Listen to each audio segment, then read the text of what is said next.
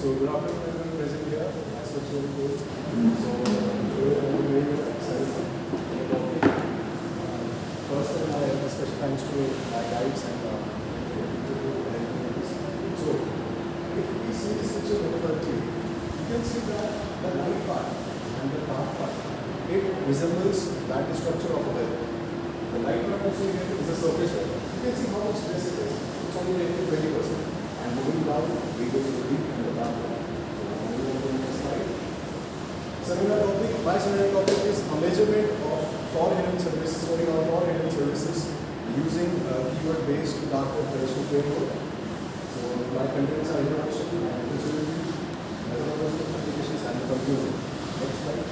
So my title, our group project's title is integrating advanced content filtering into a privacy-centric browser. These are the key numbers. Now, let's go on to motivation. Why did I think of this project? Why did we think of this project? Now, as a past member of the dark web, I have been on the dark web since the last 6 years. So I know how useful and how harmful the dark web is. Now, why did I think of this project? Just increasing online surveillance, data exploitation by the third parties, exposure to malicious and illegal content, lack of user-friendly privacy tools, and need for enhanced digital privacy. Now, using dark web. We use dark web. So many of us have something in our mind that if we use dark web, maybe there are some illicit websites, some hacker will come, some people will trace us, and there's a no. Dark web actually is a very knowledgeable place. There are some of the research papers which might not be available on the surface web like Google and all, but the dark web consists of it all. It all depends on the person who is using the dark web, how he wants to use it, for the illicit activities or for knowledgeable things. Now the next slide. So these are the efforts of my e-commerce. Introduction. Let's move on to the world of dark web. Overview of the dark web or hidden services. Anonymous sites for hidden activities. Now, why do we say anonymous sites for hidden activities? We use dark web through a special browser known as Tor web browser. You cannot access all the sites of the dark web through normal browser like Google, Microsoft Edge. Why? Why is it that? Because it uses some other extensions. Like for normal sites, we use .com, .organization, .in, but dark web uses .onion sites. And .onion sites are only to be used by the Tor browser. Now, why do we access Tor browser? See, when we access some of the sites from the normal browsers, like research, like KK1, research KK1, KK1.edu.in, and then you click on the URL, you directly get the access to the website. And there's only one IP. But in the dark websites, it does not happen like that. There are 3 relays. When you want to move on to the another sites, like there was one of the site by the name of Silk Road.com. It had a huge history past behind that. But after accessing it, it gives 3 IPs to us. 3 different IPs, and if anyone is able to trace us, anyone is tracing us or having some of the things that we don't want to see. So he will be seeing 3 multiple IP addresses, and that will be changing every 1 second. So the person will not be able to get to us very quickly. He's seeing 1 second I'm in Switzerland, and then the next second I'm in the Netherlands. So it becomes difficult for the user to track us. That gives us anonymity. Challenges in investigating illicit automatic activities. Difficult to do tracking anonymity. The same reason I gave you right now, the IPs. It gives us privacy. And due to this privacy, all the illegal things also happen. Now, proposed keyword-based dark collection framework. The seminar is based on this keyword-based dark collection framework. It collects data using specific keywords. Now, there are specific keywords like in the first slides I'll tell you, there is a Bitcoin mixer, there are hacking, credentials, laundering, money laundering. These are some of the keywords based on which we are able to track due to this framework.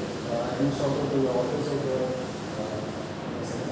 tracking lifecycle trends of hidden services, analyzes and actives and extract sites. Now, there is an advantage in using dark web. That advantage for the users is that you can expire and renew the online domains at any time you want. Like if I am using your website now, right now, I know that you just suppose I am doing some illicit activity. Now I know someone will be tracking me right now. So I'll keep a specific report. I'll just use this domain for 2 days, then expire, then use. So it will be very hard to track me. because I have multiple sites, I can just move to this side to this side. If someone is tracing me, he will see that this site has been crashed. But what is the reason where I have moved? He will not be able to get it.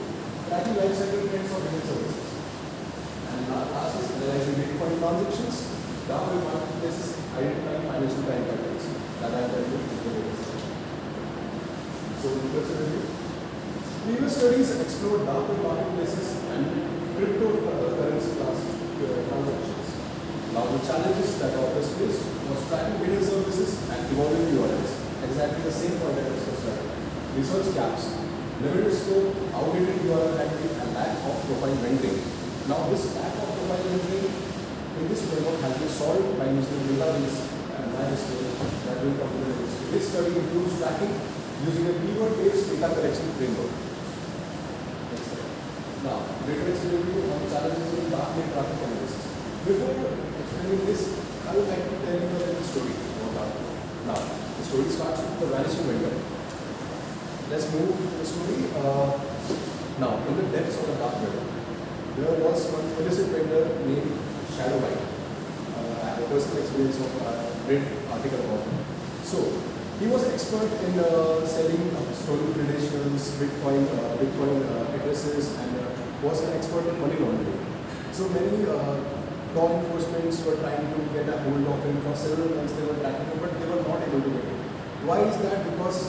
Just because his online domains were expiring and he was just moving on to the next site, next domain, new domains, new site, but with the same hacking activities. Now, there came a cybersecurity analyst by the name of Dr. Miller. He used the same framework, keyword-based framework that has been used by these researchers.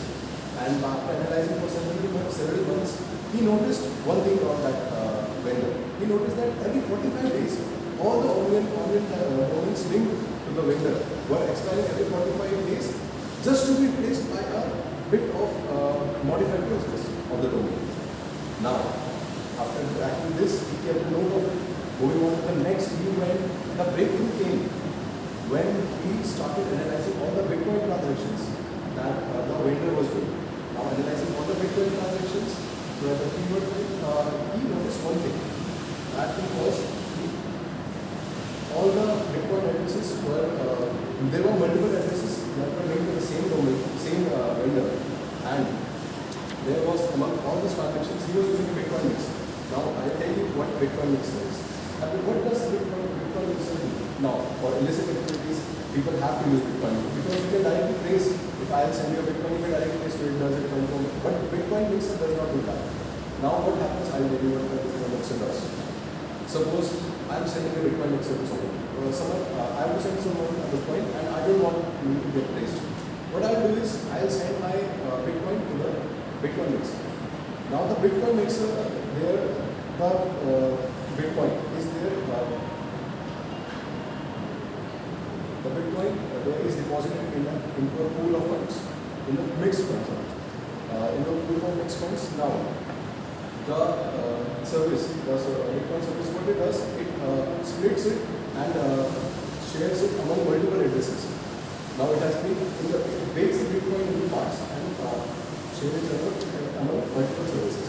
Now, this service splits and delays the transaction to the origin. Suppose I am sending you a Bitcoin right now. So what it does, it will delay the transaction.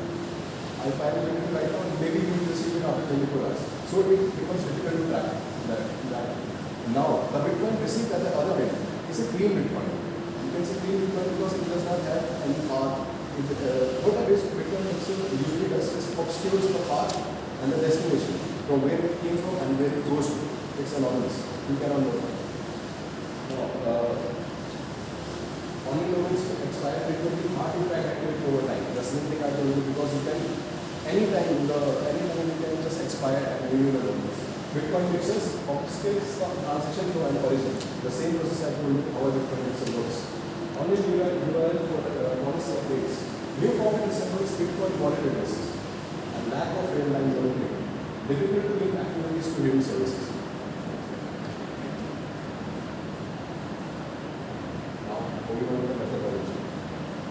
You can see these boxes right here. What it does, crawling online sites using the anonymous search engine.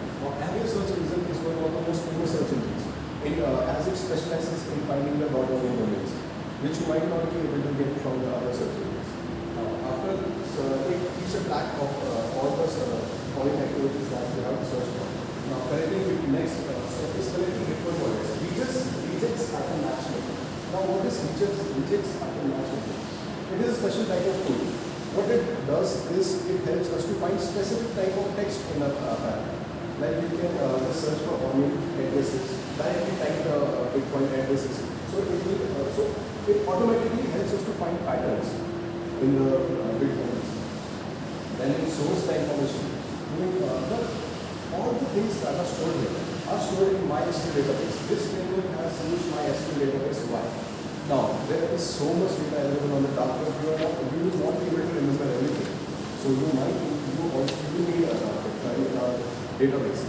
A database helps you to keep all the data in you can by using database you can get to know about when the site was expired, when the site was renewed, what's the pattern.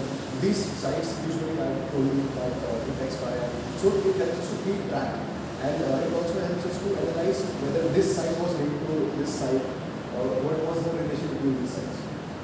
Tracing online lifespan, tracks and renewals and expirations. Tracing online lifespan, it helps us to online lifespan. There is always a lifespan of the site.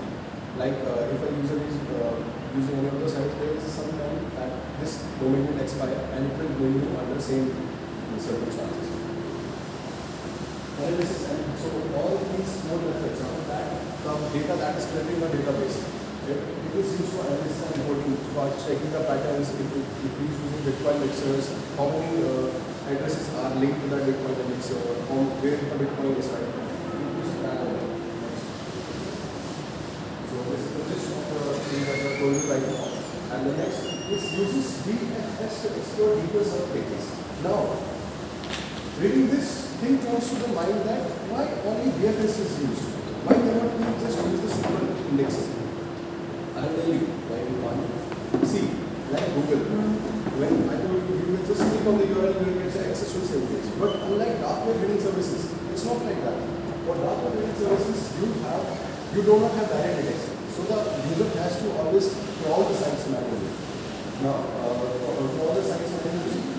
So what the user does, he moves to the seed site, and every hidden services has some hidden links to it.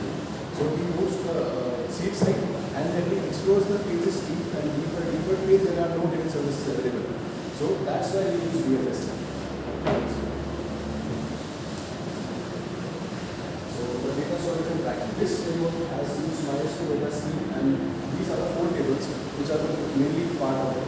Keyword info stores and aggregated info. Now keywords like hacking, credentials, like Bitcoin mixers, searches for these keywords and anything that is related to these keywords, all the sites are stored in the keyword info. Onion info stores online addresses and other info. It stores all the online addresses that you are searching for. Now, but three things it does. First is it always stores the time of discovery, that when it was first called. Second, it checks for the status, whether it is expired or it has been moved to a newer domain or it's still active now. And third is category. It distributes it into which type of illicit category is happening on this address and which type of illicit activity is happening on the other address. Bitcoin's equal logs. Logs match Bitcoin's wallet addresses.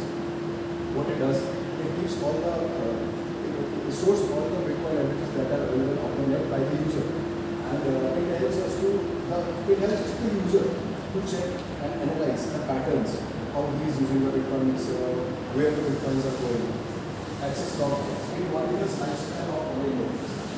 I told you that the online domains always expire in some given time, so they have to keep the addresses, and they also store the previous head addresses and the new addresses that are. So there comes a link between the addresses. So the person will be able to find the pattern how he is using that. Tracks renewal of hidden services using timestamp data.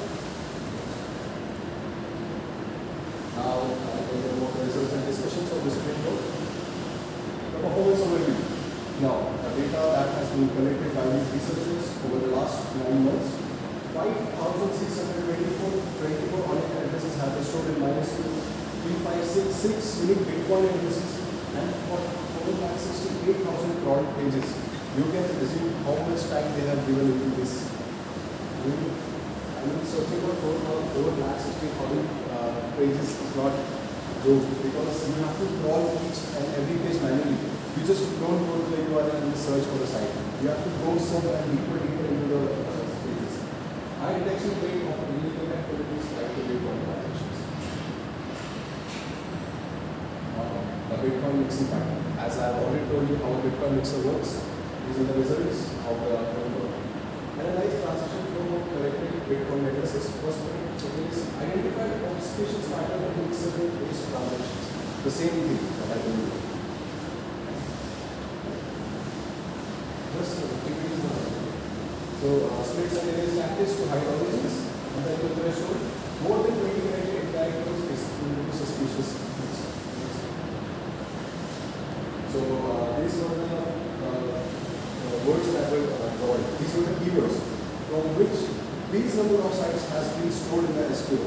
And that is for credentials 196,299.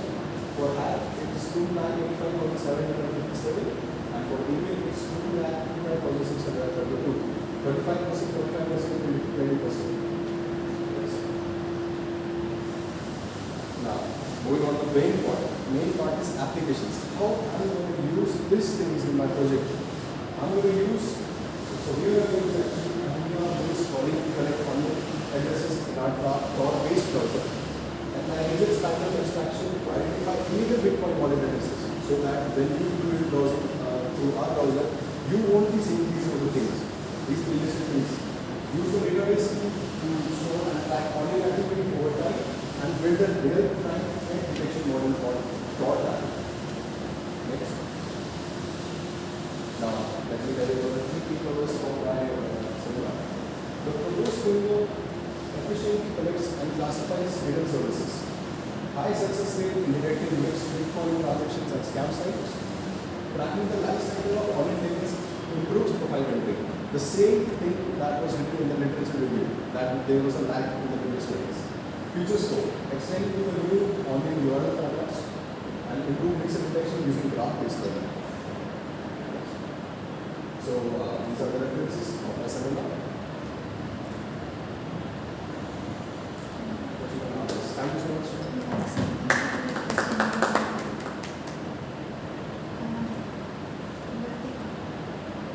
What is this AMIA-based problem? AMIA-based problem? It's a search engine. It specializes in finding the online domains.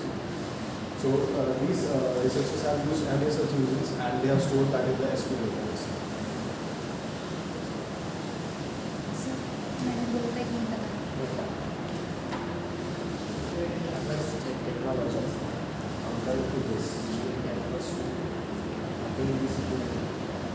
So right now it's very confidentiality, residency and availability. So right now the best way for security. I wanted to tell that fact over the last gathering. The thing is that this framework has been used for I guess over 2 years now, and it has been the most successful one because there are so many hackers, and even this might have some limitations because there is always a hacker who knows everything. But this is the most secure one. So we don't have any other ways right now to catch these things. So what things can we do? How can we achieve this gap? How can we achieve this gap? So it's a little in terms of the backend disability program. Certain developments. How can we achieve? Have you read have you gone through any such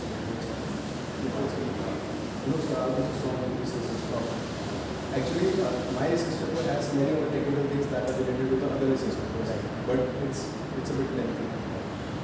So I have made all the main things that were present in my framework and what they did, how they secured and how much they have stored in the database. So, and the fact I want to tell you that the fact of darknet is that over 66% of the world has used Bitcoin mixers.